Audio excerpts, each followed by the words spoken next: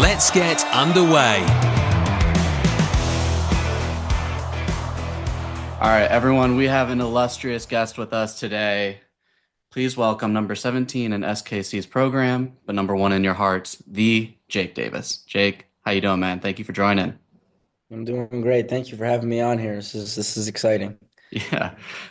So first off, you just came back from your injury. How does it feel to be fully fit again and integrated into the team? Yeah, it's nice. I haven't been hurt for a while, so it was nice, obviously, to recover in a good way. And also, when you're hurt and recovering that part of your body that's hurt, you're also recovering the rest of your body.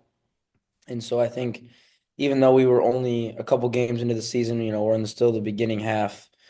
It was good for me to just get, a little bit of rest. And, I played against LA 2 days ago, so that was good to get back out there too. So I'm feeling great. I'm feeling ready to go again. Yeah, I mean, I'm sure Kansas City is happy to have you back. And in being back, you are officially a part of history. You not only beat the Galaxy, and that set a record for them for most consecutive non-wins for a former MLS Cup champ, but you're also the only team to win a game with zero shots on goal. How does that even happen? I'm not really sure. I think it's just a sign of a good team. They find a Yeah. way to win when things are not going your way. So I think, we had zero shots. We figured out a way to put the ball in their net somehow, and then the rest of the game required us to be good defending and absorbing pressure. And I think it shows the progress we've made because I think our team last year in months past, we would have crumbled, we would have conceded. And I think to hold a 1-0 lead for over 50 minutes, that's hard. So I think that was Yeah. impressive from us. Yeah, I mean, you got to find any way you can to win a game. I mean, it hasn't been the easiest start to the season. There's a coaching change. But with that, you guys are starting to climb up the standings a little bit. What's been the biggest difference from week one to now? In terms of our team, Yeah. I would just say that I think our our morale is a lot more steady. And I mean that in a way where we're not getting too high on the highs and we're not getting too low on the lows. I think Kerry's made a big difference for us tactically and in a morale way. I think obviously his first game, we beat St. Louis, and then the game after that we lost to Portland 4-2. And I think in months past or even last year, after we lose a game, I think we would lose a lot of confidence fast. And I think that the way that we're trying to look at things now is that like we're gonna lose a game. Like Yeah. that's gonna happen. We're gonna win games. We're also gonna lose. We're gonna tie. So I think our attitudes from the beginning of the season to now, I think have shifted in terms of we're not as desperate for a result in terms of mentality. I think we're just going out there during the week, we're preparing the best we can, and then when we go to the game, yes, every player on that field on both teams is thinking we gotta win today. But when you think like that, then you start doing the things that don't matter, the little things that matter. And I think we've Hmm. gone out there and thinking, okay, all the things we've practiced, we're going to execute that. And if at the end of the game we get a result, then we get a result and we executed our plan. And if we execute our plan and it doesn't go right for us, then we know that that didn't work. So I think it's Hmm. about, our difference is that we're very straightforward now. We're clear thinking. And I think that's obviously showing out of our last 5 games, we have 3 wins. So I think we're taking steps in the right direction, but with also in our mind that we're taking one game at a time. And just because we're in a good run of form right now doesn't mean we've changed things and things can't, go our other way. So we're very open to whatever can happen and we're willing to Hmm. deal with that. Yeah, I mean, you've been in this league for, I think, 4 years now. You're still only 23 years old, and one of the best young defenders that this league has. I mean, I remember when I was 23, I was not doing what you're doing. I think I was working an internship, trying to see if they would give me a job out of college. How do you handle such like immense pressure at, playing in this league at such a young age? Um, Look, I feel like the same thing I just said. I think I try to simplify it. I'm not Hmm. going to always be perfect. I've definitely not been perfect as a defender. I still have a lot to learn, but I think the most important thing is that I can acknowledge that, and I'm not lying to myself. So, Hmm. I mean, against LA this last game, I know that there are two situations that I should have done better against Peck, and I think that's the best way you can get better is looking your mistakes straight in the face and accepting that. And now, when you go to training this week, trying to better those. And I think whether I'm a midfielder or defender, I think the reason why I've continued to grow as a player, I feel like in an upward trend is because yes, there's been highs here for me. I've been, I've scored goals. I've been team of the week, defender, the awards that I've gotten here for sporting. And I think those are special. But I think the one thing that drives me is just to keep getting better. And I think those things are really cool to look back on. But right now, when I'm talking to you, the most important thing I'm focused on is tomorrow's training. And how am I going Yeah. to get better tomorrow? How do I not waste that opportunity? And I think that's what's guided me to this point now. Even from when I was in the academy to now, it's the little things that matter and not getting ahead of yourself. So tomorrow, I'm not looking to go out and to be the best player on the team in the training tomorrow. But what I'm looking forward tomorrow is when I am in 1v1 situations, when I have the ball in tight situations, how am I going to do that? How am I going to get out of that? How am I going to get better in those situations? So that will prepare me for the game against Portland. So it Mhm. sounds very simplified, but Y- um, that's how I deal with it. Instead of thinking about the pressure of performing, I'm just like, when I go out there, I'm gonna get better. I'm gonna be good for my team. I'm gonna do everything I can to help my team win today. Yeah, I mean it's looking at the micro instead of the whole picture of just, how can I incrementally get better in each little pocket. And you touched on a little bit about joining SKC's academy. You're 15 years old moving over to Kansas City from state up north that we won't talk about. I'm from Ohio. But what was that process like? I mean, I have two kids. They're young, and I think of them leaving for college one day. That scares me. But at Yeah. 15 years old to go play soccer professionally, like what was that conversation like with your parents? I just want to clarify. I was gonna go to Ohio State, so Okay. don't worry. I'm on your side. Everybody who talks about Ohio State would be very happy about that. Yeah, yeah. Don't worry. I'm not on the other side of things. So Okay. no, I think when I first moved to the academy, before that, before I actually went to the sporting academy, I went on trial to Portland. Okay. So I got to experience kind of what it's like to train in MLS Academy, to be with a host program for a week and a half.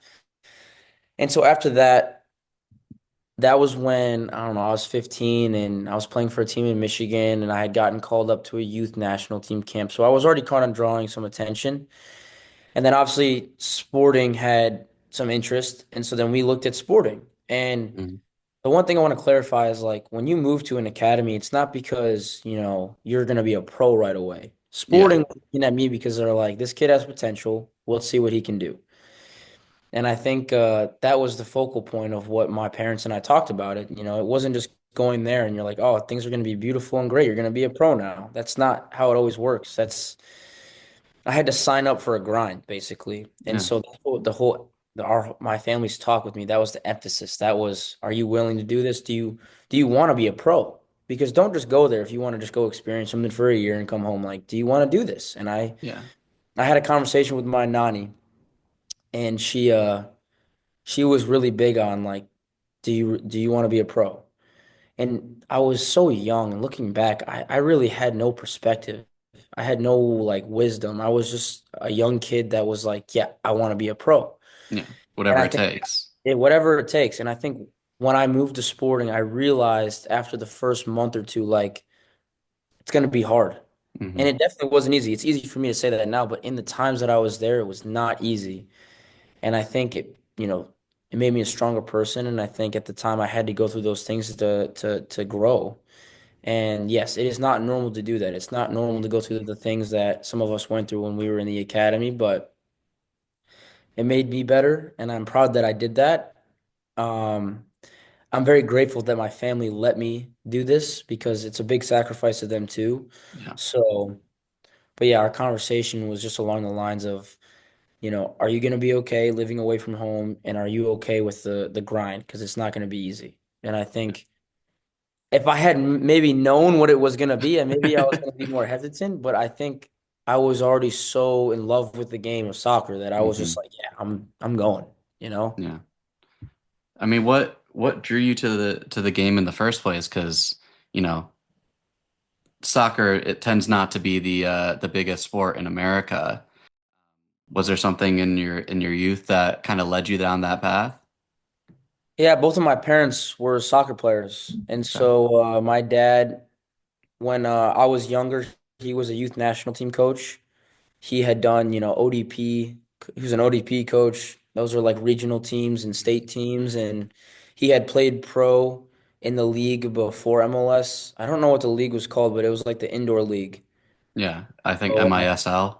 yeah. And so he was big in that. And so I just I don't know. There was never a time where they forced me to play soccer. My parents were always coaching like youth teams and stuff, and then Hmm. I was just around and I would kick a ball. And then I don't know, when I was like 3 or 4, they were like, "Do you want to just like?" It wasn't even like a serious thing. Like, "Do you want to go play Yeah. in a league for the Orange team?" So I would go on, I don't know, twice a week and just go mess around, and then I just ended up loving it, I guess. Clearly, I liked Yeah. it to hear. So, uh, Yeah. yeah. That's pretty cool, man. I mean, obviously I'm not on your level, but soccer's always being played at our house. You know, it's always on the TV, and my son and daughter are like just at that age now where they're starting to do like soccer shots and stuff like that. Yeah, yeah, yeah. And they don't know who like Messi is or anything. They just go, "Oh, it's the pink team."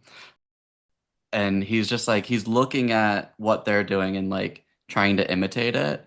And it's like, "Oh man, I gotta foster this so he becomes a young Jake Davis." Yeah, I mean, I don't think I'm anywhere near that one guy in Inter Miami's level, but no, I think that's important too. I think it's just important. I mean, I'm 23 years old in a professional environment, but I still find a way to be serious about my craft. But then, I still enjoy the game like when I was 5 years old. I like to juggle. I like to go mess around with my teammates. Yeah. Like, it's important to be able to enjoy something you love doing too. And like, I don't want to preach. This is not preaching, but like anything you do. So Yeah. I think that's why I feel like I've made it this far. I also really love the grind. I love what I'm doing. So Yeah, and that shows because, you ended up going to the Olympics. Just a kid from Michigan going over to Paris and showing what he's got. How was that experience? it was good. I think, I don't want to overplay it. Like I didn't play a game there, but I was there with the team, part of You the still team. put on the badge, man. You still represented your country.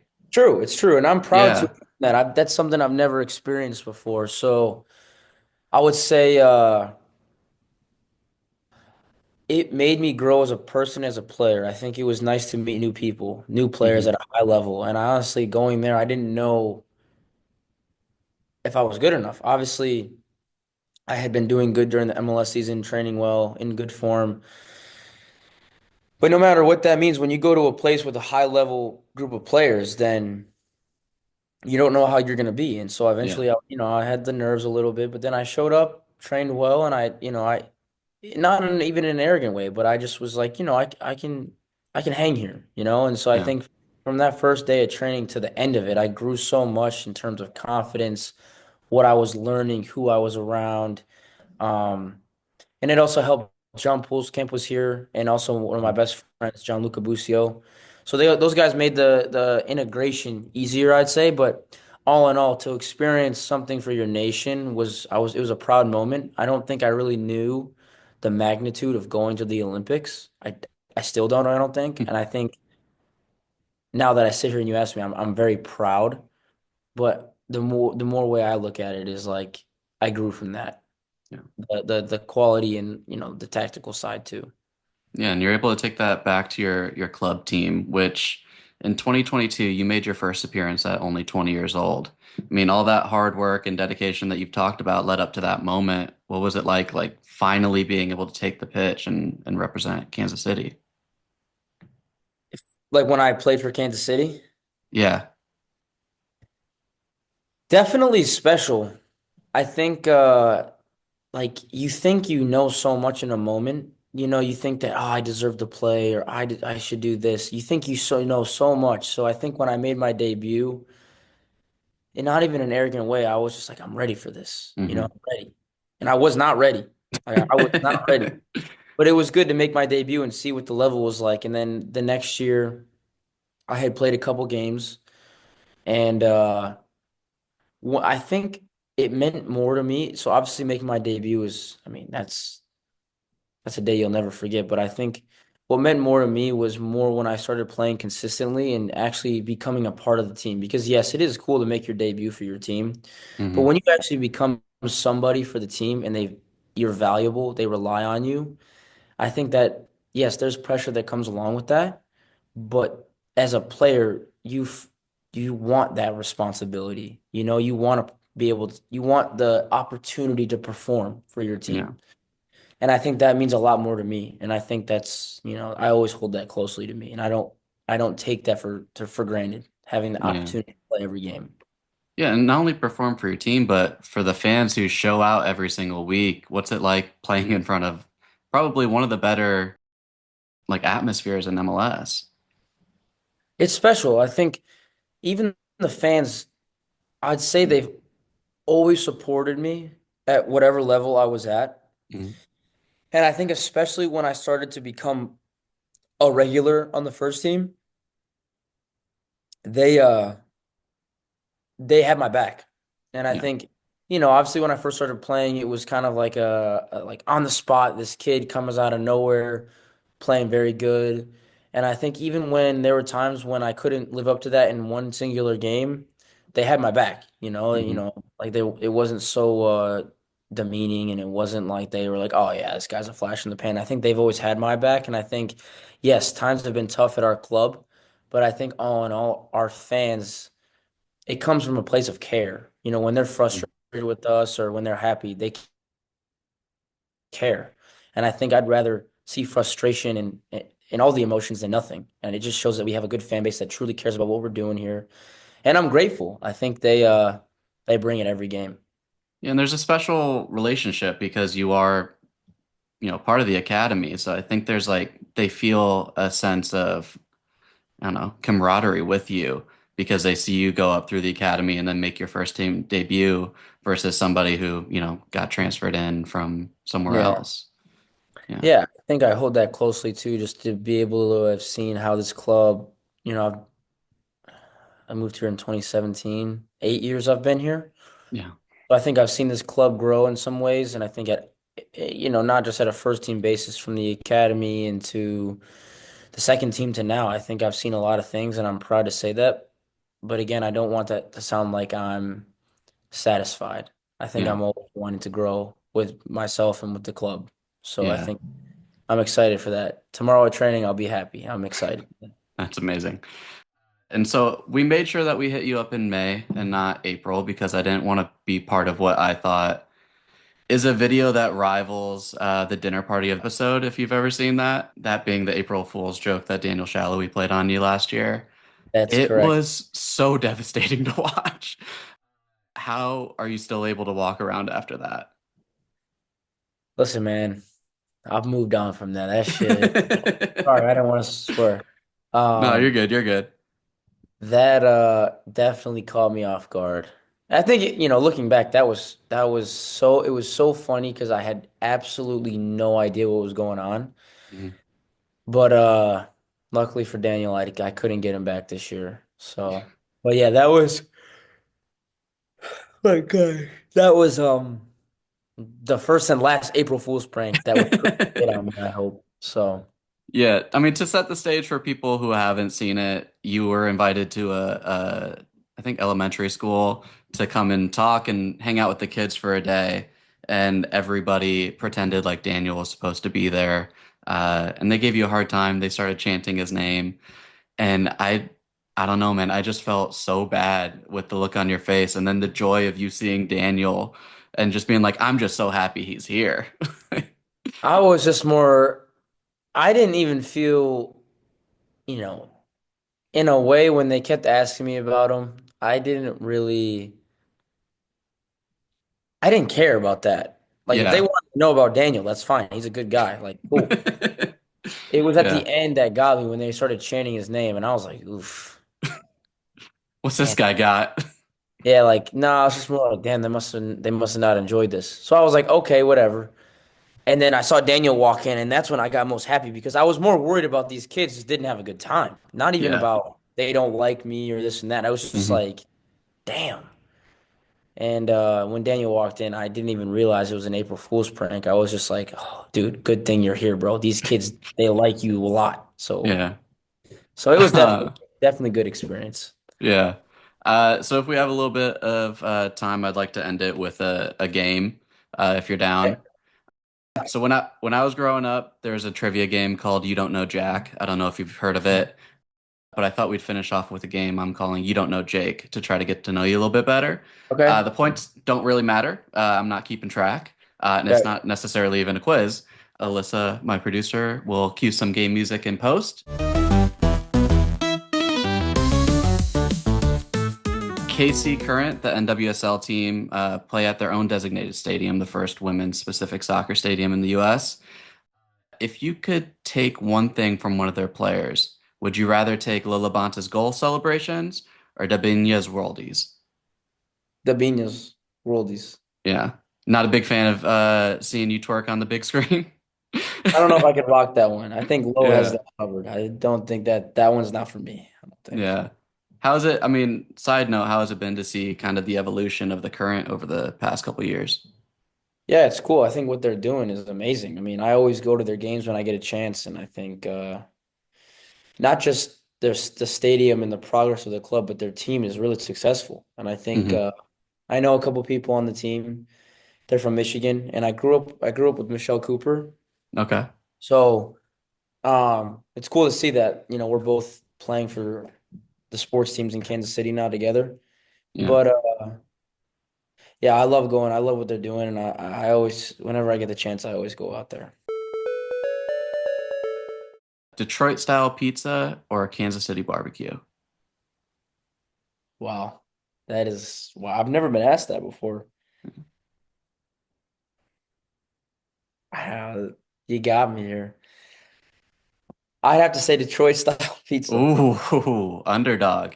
Yeah. I was gonna say Kansas City barbecue, man. Like you can't beat that. I don't But know. Detroit style City. pizza. Detroit. It's my Yeah. place. And you've probably seen this going around on social media, but I want you to really think about this. Who No, would I who would already know what you're win? gonna ask. I already Who know what would you're win? I already know what you're gonna ask. 100 men, for sure. What if you don't get to pick them? What if they're just like random guys? Uh, that makes it different then. Yeah. What do you think? I mean, I still think 100 men. Okay, all Yeah. right. So we're on the same page here. Okay, cool. Yeah. Now, Um, Here's the thing. okay. Here's the thing. For me, yes, a gorilla is a monster. Hmm. But if you got 100 dudes, no matter the size, whatever, just dudes, and you got them all together and you made a plan, yes, some guys are gonna get effed up. They're gonna die. But if the end goal of every one of those guys was that we gotta kill this gorilla or get this gorilla, I think they come out like successful. But you have to have a plan and you have to go in I think you knowing can't. some Yeah, of you are going to be sacrificed. if 100 guys just run at a gorilla, I don't think. I mean, maybe if that's the plan, if you just all run at him. But I think if it's like one guy goes, no, no chance. What was it like scoring your first goal as a professional? My first goal, that was in the USL. Um, it was against Louisville City, and we were down 2-0 in the first half, and it was the end of the first half. The ball just got popped out to me at the top of the box, and I just curled it in. Like it was a pretty good goal. And we were losing the game, so I made it 2-1. And I don't know, I think so there used to be a player, her name was Caden Pierre, Mhm. one of my closest friends too, and he was playing. And I think like after I scored, I just turned around and gave him a hug. Like he was the first guy I just went and hugged. Yeah. And I scored 2 goals that game. So my first goal, I scored 2 in the game, but we lost the game in the end. So I think like after the game, I texted my parents, and I'm like, dude, that was crazy. Yeah. But I think I'll let me change my like kind of the question. I think for the USL it was different. Like it was cool to score my first professional goal. That was big time. It was against the best team in USL. Hmm. But like when I scored my first goal for Sporting, like the first team, that was in Toronto, and I would say that was way more special to me because I scored, we won the game. I scored a pretty good goal, and it was like not relieving, but like it was like wow, this really just happened. Like Yeah. I don't know. It's like someone asked me this last week around that time, but like every emotion rushes through you. You don't even know what to do. You just sprint around like smiling, but then like Yeah. you're happy, you're sad, you're happy, you're angry, you're like every emotion. And so then once you calm down, I think the best part for me is when you stop and all your teammates are around and they're happy for you. Like Hmm. you're all celebrating together. I think that's like even when my other teammates score, I think that's the best though. Like you should see Yeah. everyone happy. That's I don't know. I like my team a lot, so I think that's Yeah. what made it more special too. What does an off day for Jake Davis look like? Are you killing it on EAFC? Are you taking a nap, grabbing some Detroit style pizza? An off day? So if Or we are had you a just game, always on the grind? no, no, no. Like I would say on an off day, like if we play Saturday, we have Sunday off.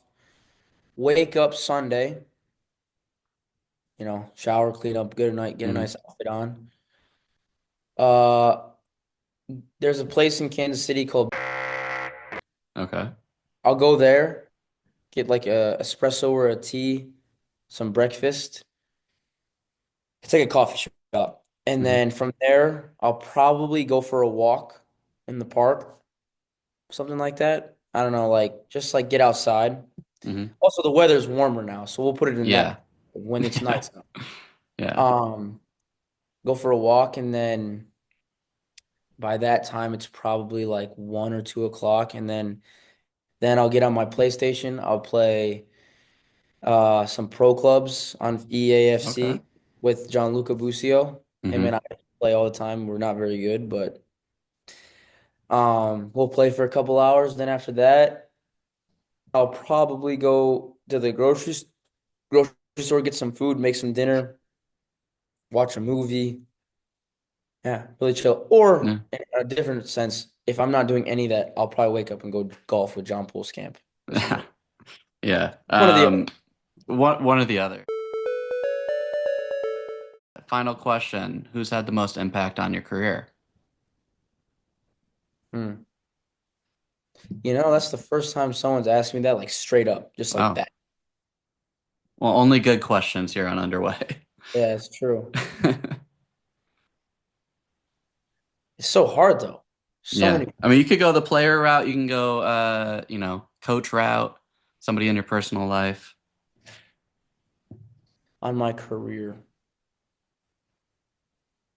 Dude, I want to name everybody. I would Start say, naming them. They'll get mad if they don't get named. I think the first person that comes to my head is my mom and my dad. Hmm. Not even in terms of like soccer. I mean, in terms of soccer, but like more of like like mentality, attitude, perspective.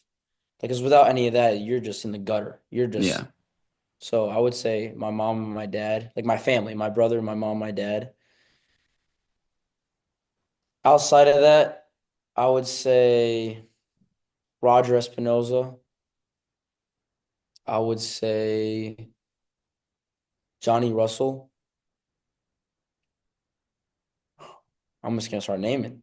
Johnny Russell, Roger. I'd say Peter Vermees kind of formed me into the player I am now. Hmm. Um, I had a coach in the academy. I had two, Rumba Muntali and Michelle Ribeiro. Without those guys, I definitely would not have made it. Um, yeah, Kerry. I would think Kerry as well because he's been with me this whole time as well, and now he's head coach. So, um, but if I had to say, to straight up answer your question, I just want to get Mhm. that out there. To straight up answer your question, I would say two answers: my mom, my dad, my brother, and I would say probably Roger. Yeah, Espin. amazing, man. Yeah. Well, that was the final question on You Don't Know Jake. Jake, thank you so much for joining us, man. Really appreciate it. Is there anything that you got coming up that you want to plug or where people can find you? You can catch me at Sporting KC games, Chosen Yeah. Mercy Park. All right, Catch me man. there. Cool. Thank you so much. Yeah. Thank you, bro. Underway has been brought to you by 818 Productions. Any use of Underway either acquired through podcast or video format that is captured by a third party with proper credentials requires the direct written consent of 818 Productions and must be used in compliance with all requirements and restrictions stated therein.